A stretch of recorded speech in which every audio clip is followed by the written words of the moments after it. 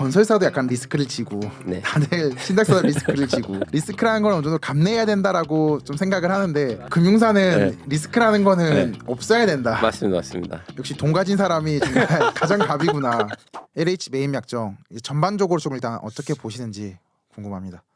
LH 매입 약정과 관련돼서는 아마 이제 최필주님께서 더 전문가일 텐데요. 결국에 정부의 정책 방향이 아직까지는 뭔가 뚜렷하게 뭔가 제시하고 있지 않는 것 같아요. 20년 정도부터 시작되지 않았나요? 박근혜 정부 때부터 네. 시작이 됐으니까 조금 더 됐을 겁니다. 더 됐나요? 17년, 18년, 18년. 근데 그때는 아마 이제 신축 매입이었나요? 네네. 아니면 중공업 매입이었나요? 그때도 신축 매입, 중공업 매입 다 있었는데 신축 매입 감정 평가형으로 해서 근데 그때는 뭐 한 6세대, 10세대 정말 소규모만 24년도까지 좀 진행이 됐었다라고 하면은 24년도 5월에 공사비 연동형이 들어오면서 우리가 이제 공급을 위해서 대규모도 조금 하겠다라는 취지로 좀 스탠스를 변경을 하셨고 저는 조금 더 공기업이니까라면서 믿었던 것 같아요. 그들의 정책 방향성에 대해서 이렇게 가겠지라고 많이 믿고 따라가는 반면에 이제 대기업들은 또 역사가 있으시니까 알더라고요. 이제 그 방향성이 또 쉽게 흔들릴 수도 있는 곳이 LH라는 거를 알고 계셨었고 그 다음에 여태까지 뭐 10세대, 6세대만 했던 전례들이 있으니까 정말로 제대로 되겠어라는 걸로 관망을 하셨던 것 같은데 24년도부터 이제 대규모 시행 건들이 LH로 들어가면서 이게 조금 되는구나 라는 것들을 이제 대기업들에서는 조금 생각을 많이 하신 것 같습니다. 말씀하셨던 것처럼 18년 이 시절부터 뭐 24년 이때까지는 소규모에 네네. 대한 그것이 뭐 신축이던 중공이던 전체적인 주거 공급의 마켓시어에서 일부 아주 극히 일부를 담당했던 상품이고 말씀하셨던 것처럼 이제 좀 이런 비즈니스 모델을 좀 확대하려는 니즈가 민간에서 좀 어려워지기 시작하면서 뭐 그런 여러 가지 플레이어들에 대한 니즈가 그쪽으로 포커싱 됐다라고 하면 충분히 이론적으로는 가능할 텐데 이 말하기가 좀 애매하긴 한데 여러 가지 나오는 파열음들이 있는 건 사실 같아요. 공공의 섹터에서는 어떤 파열음에 대해서 민감하게 반응할 수밖에 없지 않을까요? 네네. 근데 뭐 심지어 원가 연동형 자체를 왜 해라는 얘기도 시장에서 나온다면 공공 섹터에서는 사실은 좀 위축되지 않을까? 이 부분이 앞으로 어떻게 변화할지는 아까 앞서 말씀드렸던 것처럼 LH가 직접 공급하는 비즈니스 모델을 어떻게 확립하느냐에 따라 종속되어서 바뀌지 않을까? 이렇게 생각하거든요. 큰 길이 먼저 정해지고 그 큰 길에서 기존에 해왔던 다른 상품들을 어떻게 소화할 것인지가 함께 고민하고 있지 않을까 이런 생각을 합니다. 근데 아직까지 이제 확실하게 뭔가 LH에서 가이드를 주지 못하는 이유조차도 이제 공사 내부적으로 사장님도 안 정해졌을 것 같은데 그러면 그런 것들이 논의는 되고 있으나 시장에 확정적인 시그널을 주기에는 아직까지 시간이 좀 더 필요한 단계이지 않나라는 생각을 합니다. 아까 말씀하신 대로 사장님이 새로 오셔야 1급 인선이 좀 결정이 되고 그래야지 각 매입처를 담당하는 차장들이 의견을 좀 조율을 하고 공고를 조금 확실하게 낼 수가 있는데 그런 지점들이 계속 미뤄지면서 힘들어지는 상황인 거는 같습니다. 근데 뭐 지금은 또 매입 약정이 잠깐 멈춰 있는 상황이라고 하면은 작년에 활발하게 진행이 됐을 때도 대형 금융사의 사실 개입은 거의 없었거든요. 소형 증권사에서 이제 주선 위주로 맞습니다. 약간의 딜이 흘러가거나 맞습니다. 혹은 사금융이 저는 정말 많이 들어왔다라고 생각을 하는데 투자를 받으려는 사람들은 지금 너무 많고 투자를 하는 것들은 이제 대기업 금융권들이 들어오지 않다 보니까 사금융에 의존을 해야 돼서 조금 금리나 리스크 대비 수익률이 조금 망가져 있다라고도 보였습니다. 근데 LH에서 결국 공사비 연동형은 마지막까지 그런 매출액에 대한 확정을 안 해주니까 당연히 금융권에서는 불안한 이제 어떻게 보면 돈을 잃을 수도 있다라는 리스크 때문에 안 들어오시는 것 같은데 제도적으로 좀 어떻게 진행이 돼야 금융권들이 조금 원활하게 활발하게 접근이 좀 가능할까요? 네네. 준공 후 이제 원가형 연동제 기준으로 봤을 때 물론 가격은 정해져 있지 않으나 가격을 정하는 방식이 원가 연동형이라는 로직은 정해져 있다면 그 부분에 대해서는 리스크가 많이 해지됐다라고 판단하는 게 맞는 것 같아요. 이것 때문에 사실은 좀 큰 금융기관이 들어오지 못한 건 아니라고 저는 생각을 하거든요.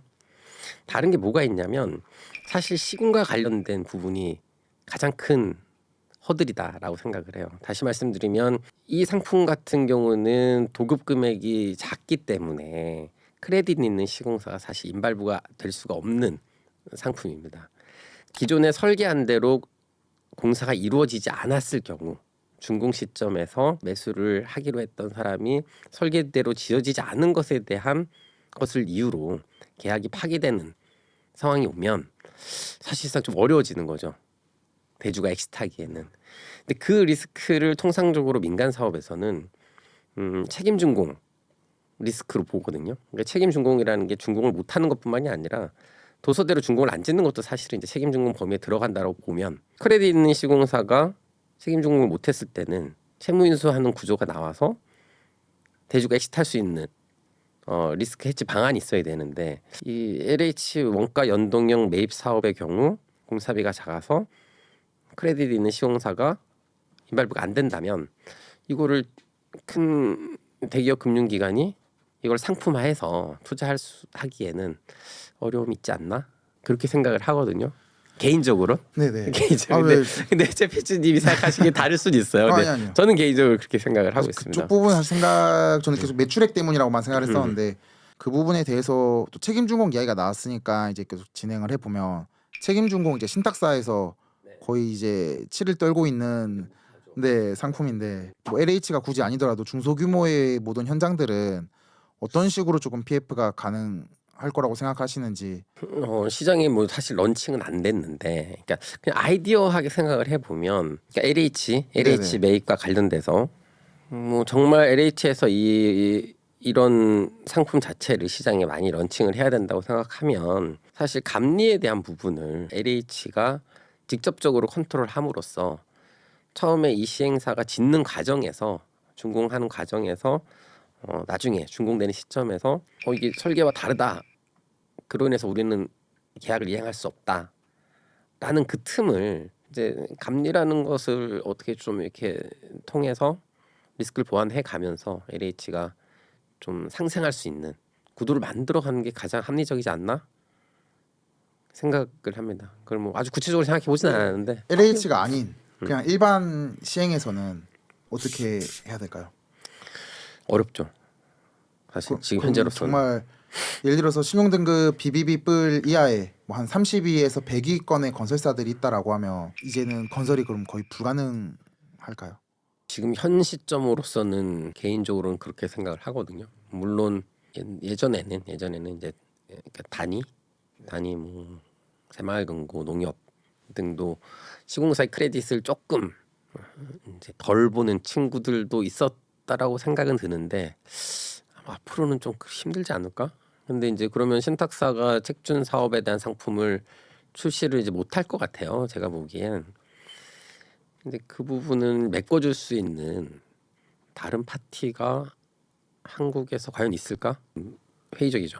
모두 말씀드렸던 것처럼 네네. LH 신축 매입 약정은 제 전문가는 아니에요. 전문 네네. 분야는 아니고 다만 이제 최근에도 그것과 관련돼서 이런 사업을 좀 더 확대할 수 있는 브라인드 펀드를 만들어 보자라는 제안도 받기도 했고, 근데 그러면서 이제 고민을 한 거죠. 브라인드 펀드에 투자를 할 수는 있어. 근데 이 브라인드 펀드가 투자함으로 인해서 갖게 되는 리스크, 그럼 책임준공에서 이만큼 공백이 생기네. 그럼 이 공백을 누군가 메꿔야 되는데 구조적으로 사업의 규모나 이런 걸 봤을 때 민간의 크레딧 인자가 메꿀 사람이 없어. 그러면 결국에는 감리라는 것을 통해서 LH가 메꿔줘야 되는데 그 부분에 대해서 문제를 제기하거나 그 부분에 대해서 고민을 하는 사람이 아직까지는 없기 때문에 이거는 여전히 예전 방식으로 누군가가 그 부분의 리스크는 내가 테이킹할게 하는 대주가 아니면 하기 어렵지 않나라는 생각을 했습니다. 이게 제가 생각보다 건설사도 약간 리스크를 지고 네. 다들 신탁사도 리스크를 지고 리스크라는 걸 어느 정도 감내해야 된다라고 좀 생각을 하는데 맞습니다. 정말 금융사는 네. 리스크라는 거는 네. 없어야 된다. 맞습니다. 약간 태도의 차이가 역시 돈 가진 사람이 정말 가장 갑이구나. 어떻게 보면 이 돈 가진 사람이 아니라 네네. 금융기관은 돈을 파는 사람인 거고 시공사는 용역을 제공하는 사람인 거죠. 그러니까 결국에는 내가 무엇을 파느냐에 따라서 내가 감내할 수 있는 리스크를 어디까지 막을 수 있고 어디까지 열어놓을 수 있냐라고 저는 생각이 들거든요. 네네. 내가 파는 게 돈인데 나는 돈을 돌려받아야 되는 거고 네네. 내가 용역을 제공하면 용역에 대한 대가를 나는 받으면 되는 거다. 네. 근데 내가 질 수 있는 리스크, 돈을 빌려주는 사람의 리스크를 테이킹한다는 건 예를 들면 금리에 대한 오픈 리스크 이런 것들을 테이킹하는 거죠. 그렇잖아요. 내가 조달 원가가 내가 올라가는 리스크는 내가 테이킹하는 거죠. 네. 근데 사람들이 보기에는 아무것도 테이킹 안 하는 것처럼 그렇죠. 생각을 왜냐면 하죠. 시공사도 용역 원가에 대한 리스크를 테이킹을 하면서 그죠. 뭐 분양불로 했을 때 분양이 안 되면 공사비를 좀 못 받아간다라든지 맞습니다. 책임 준공이 안 됐을 때 이제 책임을 이거는 뭐 용역사니까 그럴 수 있는데 금융사는 이제 장이 어려울수록 분양불로만 이제 검토를 또 하시고 뭐 굳이 내가 기성호를 다 열어줘서 미분양에 대한 리스크를 좀 가져가신다라거나 이런 것들에 대한 생각은 안 하죠. 안 하시는 것 같더라고요. 안 하죠. 이거는 맞는 얘기인데 네. 이런 측면 제가 지금부터 드리는 얘기 측면에서 한번 생각을 한번 해보시면 시공사가 분양불로 수주를 하는 이유에 대해서 먼저 생각을 해봐야 돼요. 이거는 아까 모두에 말씀드렸던 뭐와 링크돼 있냐면 대한민국의 시공사들이 프로젝트 파이낸싱 개발 사업 에쿼티를 너무 적게 넣기 때문에 분양불 사업을 갈 수밖에 없는 거예요. 그러니까 다시 말씀드리면 어떤 니즈가 합쳐졌냐면 시공사는 내가 분양불로 하면서 내 수익을 맥스마이즈 하려고 하는 네. 니즈가 있는 거죠. 뭐 시공사 계시면 아시겠지만은 시공사에도 공공 수주 파트가 있고 뭐 민간 수주가 파트가 있고 뭐 자체 사업 파트도 여러 가지 파트들이 있지 않습니까? 네. 근데 A라는 회사가 분양불 사업을 적극적으로 추진해.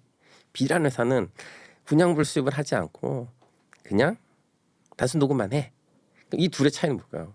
전략적인 차이는 A라는 회사는 사실상 분양불 사업을 함으로 인해서 좀 더 도급 단가를 올리거나 시행사와의 시행 이익을 쉐어하거나 그러니까 수익을 조금 더 올리는 방식을 추구하는 시공사인 거죠. 금융기관이 금융 마진으로 수익을 먹는 건 맞는데 네. 거기에 모수는 PF 규모에 따라서 달라지거든요. 그러니까 A라는 현장이 시공사의 스탠스가 우리는 공사비가 90% 이상 확보된 단순 도급 현장만 할 거야라고 하면 PF 규모는 늘어나게 돼 있습니다. 네. 그렇잖아요. 근데 시공사 입장에서는 우리는 그렇게 할 필요 없고 토지대하고 초기 사업비만 있으면 돼. 나머지는 분양불로 할 거야라고 하면 PF 규모는 줄어들어요. 네. PF 규모가 줄면은 전체적인 사업의 금융 비용은 줄죠. 네. 가져가는 전체 이제 사업 이익에서 사업비에서 금융 비용이 차지하는 비율은 줄어듭니다. 그럼 그 줄어든 비율을 누가 가져갑니까? 시공사가 가져가는 거예요. 그 메커니즘 그렇게 되는 네네. 거예요. 근데 만약에 A라는 시공사가 크레딧이 좋아. 나 분양불로 안 하고 나는 그냥 난 기성불로 할래. 그 스탠스면 PF 규모가 늘어나겠죠. 네. PF 규모가 늘어나면 전체 사업비에서 금융 포션이 올라가겠죠. 그거는 어디서 충당이 되냐? 도급 단가를 낮추겠죠. 네. 분양불로 하는 친구들이 평당 나는 500만 원에 할 거야라고 하면 도급 가져가는 친구들은 나는 470이 할 거야. 요 현상이 이제 발생되잖아요. 이제 그만큼이 사실은 금융비로 가게 되는 거고. 그래서 그거는 이제 금융사로 기속되는 케이스가 되는 거죠. 네. 여기까지 하고 네. 감사합니다. 네, 감사합니다.